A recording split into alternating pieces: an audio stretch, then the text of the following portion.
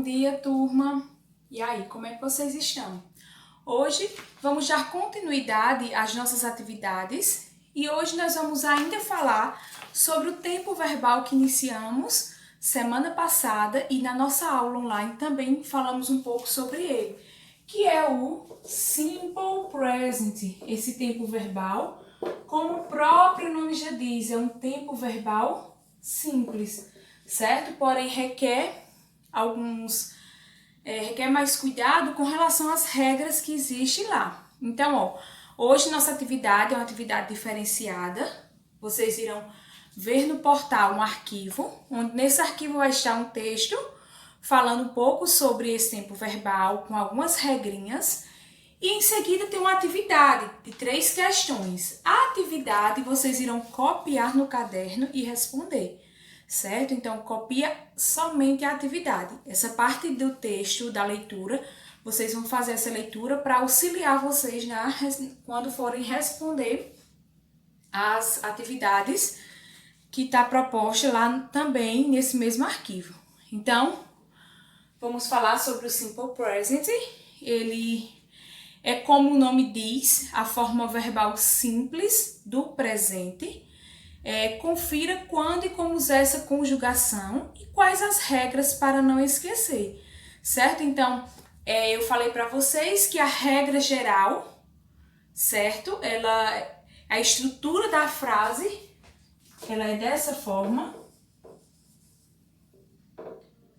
onde tem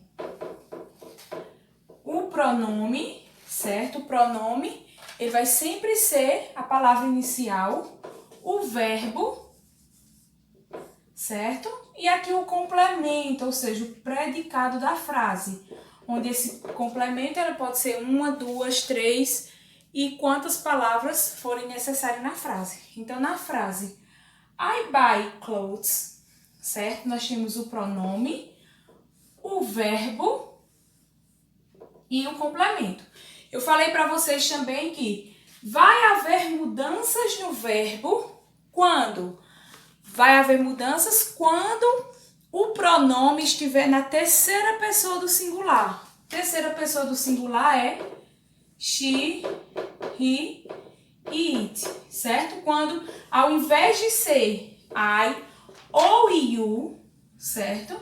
Nós completarmos com algum desses pronomes aqui, nós acrescentamos um S no verbo, certo? Então, esse S só vai ser acrescentado no verbo quando estiver na terceira pessoa do singular, ou seja, os pronomes, certo? Então, tem algumas regrinhas quando se trata de pronomes, certo? Pronomes pessoais que estão na terceira pessoa do singular com relação ao verbo.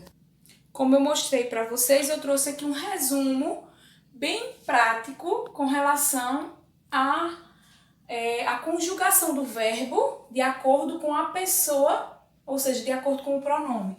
Então, se o pronome for I ou you, o verbo não muda nada, fica na sua condição normal, certo? E quando o pronome for he, she ou it, ou seja, está na terceira pessoa do singular, nós acrescentamos um S no verbo, certo? Então, é bem simples, basta prestar somente atenção com relação ao pronome. E aí, algumas regras, para você ver como é realmente simples, tudo que você precisa fazer para usar o Simple Present é saber os verbos em inglês na sua forma mais simples, certo? Então, o que é importante vocês fazerem na frase, identificar o verbo. Identificou o verbo na frase, vocês já sabem se vai haver alteração ou não, dependendo do pronome, ok? Então, as regras do Simple Present. As únicas alterações que acontecem nos verbos se limitam aos pronomes he, she e it. De modo geral, quando vamos usar o Simple Present, a maioria dos verbos recebe um S no final, certo? Então, se estiver na terceira pessoa do singular, recebe um S no final. Porém, isso é regra geral. Para essa regra geral, existem algumas alterações, algumas outras condições que vocês vão observar agora. Apesar de ser a maioria, essa regrinha de acrescentar S só não funciona para verbos que têm algumas terminações específicas, com O, S, SS, SH, CH, X ou Z. Nestes casos, você deve acrescentar ES no final. Então, pessoal, a regra geral é acrescentar S. Porém, se esse verbo terminar com essas letrinhas que eu acabei de falar, que é O, SS, SH, CH, X ou Z, nós não acrescentamos somente o S, nós acrescentamos ES. Vejamos esses dois exemplos aqui, onde o verbo ele está aqui, ó, nessa frase, e nessa frase está aqui. Lembrando que a identificação do verbo ele vem logo após o pronome pessoal, certo? Então, ó, verbos terminados em O, como eu acabei de falar, o que que a gente faz? Acrescentamos ES, certo? Então, he does homework. Acrescentei ES por quê? Porque o verbo terminou com O, certo? Então, verbos terminados em O, nós acrescentamos ES. Lembrando que esse do aqui, ele não é o auxiliar, certo? Como eu havia falado para vocês, ele não é o auxiliar. Nesse caso aí, ele é um verbo, certo? Nessa outra frase, he watched TV. Terminou com CH, o que é que eu faço? Acrescento ES, he watches TV, certo? E isso é válido somente para a terceira pessoa do singular. Seja he, seja she ou seja it, certo? Então, essa é uma das exceções da regra. Outra regra simples do Simple Present acontece quando o verbo termina com consoantes e Y no final. Por exemplo, os verbos study, try e cry e tem consoantes antes do Y. Nesses casos, você deve tirar o Y e acrescentar IES no lugar. Vejamos o exemplo. Então, outra regrinha é quando o verbo terminar com Y e antes do Y for uma consoante.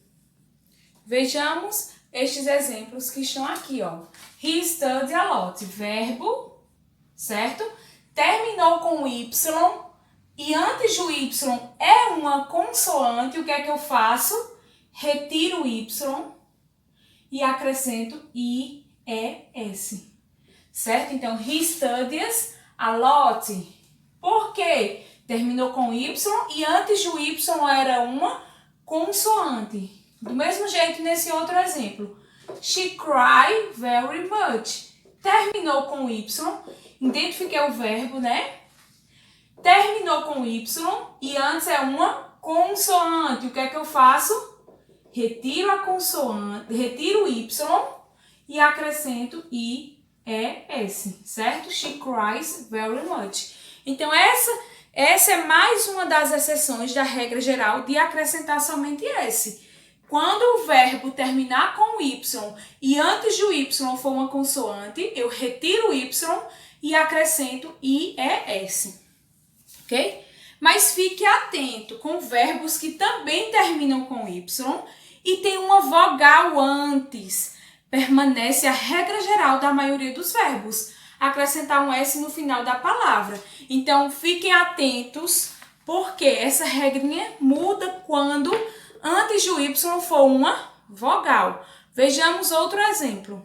Como eu havia falado, vejam o exemplo. Primeiramente, identifiquei o verbo na frase. Ele vem logo em seguida do pronome, certo? Pronome e verbo. Nesse caso aqui também, pronome e verbo. Então, o verbo ele sempre será a segunda pessoa, a segunda palavra que está na frase, ok? Então, vamos lá. It play a lot. Identificamos o verbo, terminou com Y. Ok, ótimo. Mas aí vocês têm que observar a letra que vem antes do Y, certo? Ó, nesse caso é uma letra A, é uma vogal. Então, verbos terminados com Y que antecedem, ou seja, que sejam antecedidos por uma vogal, o que é que a gente faz? Segue a regra geral. Acrescentamos somente S, certo? Então, vai ficar it plays a lot. Já nessa outra frase, ó, identificamos já o verbo. Verbo terminou em Y. Mas antes do Y nós temos uma vogal, então segue a regra geral também. Acrescentamos somente um S. She stays at home. Então, pessoal, essas são algumas regras, como também algumas exceções que vocês devem prestar bem atenção quando forem realizar as atividades, certo? E na atividade que vocês irão copiar no caderno, ó, são 3 questões, vocês copiam no caderno e respondem no caderno, certo? Então, diz assim, na primeira questão, complete esse texto com as formas corretas dos verbos em parênteses. Então, tá lá um texto, tá lá os verbos que vocês irão completar em parênteses, e aí vocês vão completar na frase. Lembrando sempre de observar quem é o pronome da frase e lembrando também de observar se ela está na sua forma negativa. Lembra lá que eu falei forma negativa? Vocês vão utilizar o auxiliar, certo? O auxiliar do. Então, se a frase estiver lá negativa, vocês utilizam o auxiliar do, mais o not, certo? E mais o verbo que está lá entre parênteses, certo? Então, vai ficar do not mais o verbo, ou don't mais o verbo, certo? Por que don't? Porque do mais not é don't, certo? É a forma abreviada. E na segunda questão, vocês irão passar as frases para a forma interrogativa, lembrando do uso do auxiliar correspondente. Então, vocês têm que lembrar também do verbo auxiliar, certo? Se for para I e you, o verbo auxiliar é do, certo? Para formas negativa e interrogativa. E se for na terceira pessoa do singular, she, he ou it, o auxiliar é does, certo? Então, ó, auxiliar para o pronome I ou you é do, e para she, he ou it, que é a terceira pessoa do singular, é does. Lembrando que esses auxiliares só devem ser utilizados para frases interrogativas e frases negativas, ok? Ó, pessoal, eu coloquei essa frase aqui que ela vai servir para vocês terem uma noção de como responder a questão 2 e a questão 3. A questão 2 é para passar as frases para a forma interrogativa. Eu vou explicar aí e vocês também vão ver como deve fazer. E também a questão 3 eu também vou colocar nesse exemplo para passar as frases para a forma negativa, lembrando sempre do uso do verbo auxiliar, certo? Então, ó, na frase she travels for usa, observem primeiramente o verbo da frase, é o que vocês devem fazer primeiramente, certo? Então, eu vi aqui que o verbo da frase ele está aqui, logo após o pronome, certo? E vi que o pronome ele está na terceira pessoa do singular. Então, eu já posso observar que houve o quê? Essa alteração no meu verbo, onde foi acrescentado um S, porque está na terceira pessoa do singular, certo? Então, essa é a forma afirmativa. Na segunda questão, pede a forma interrogativa de algumas frases. Então, eu vou fazer dessa frase e vocês vão ter como base para responder essas que estão na folha. Então, sabendo que meu pronome é na terceira pessoa do singular, qual auxiliar que eu vou usar? Do ou does? Então, lembrando que para a terceira pessoa do singular, nós utilizamos does. E para a forma interrogativa, ele sempre vai estar no início da frase, certo? Então, does, aqui vem o pronome, does she travel for usa? E o ponto de interrogação, que é muito importante, certo? Quando vocês forem fazer essas frases interrogativas, ok? Lembrando, pessoal, de mais um detalhe. Quando nós utilizamos os auxiliares nas frases interrogativa e na frase negativa, o verbo ele sai dessa condição de acrescentar um S, certo? Então, na frase interrogativa, nós não colocamos o S, certo? Esse S ele sai, ou seja, essas exceções, essas regras, eles saem por quê? Porque o auxiliar já está identificando qual é o tempo verbal, certo? Então, ó, se na frase afirmativa tem o S, porque está na terceira pessoa, na frase interrogativa não vai ter esse S, por quê? Porque nós já estamos utilizando o auxiliar does, certo? E a forma negativa, como eu falei para vocês, também vamos utilizar o auxiliar, certo? O auxiliar, nesse caso aí, dessa frase, é does, certo? Então, ele vem logo após o pronome, certo? She does not travel for use, certo? Então, ó, does vem logo após o pronome, not mais o verbo. Lembrando mais uma vez que o verbo fica na sua condição original, na sua condição normal, ou seja, aqui nós não vamos colocar o S.